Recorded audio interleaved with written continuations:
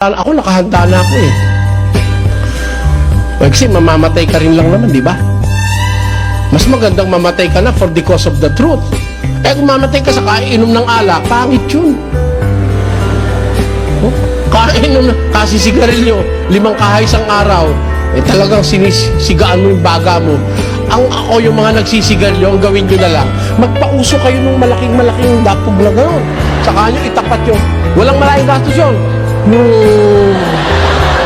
Tubukan nyo, 10 minuto, patay na kayo. Oh. Di ba?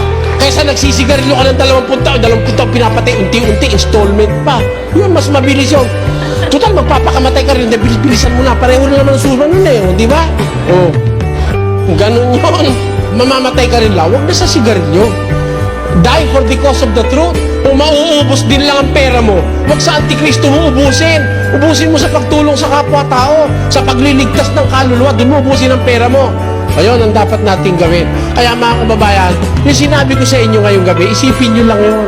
Mag-isip kayo. At sumubaybay kayo sa programang Ang Dating Da.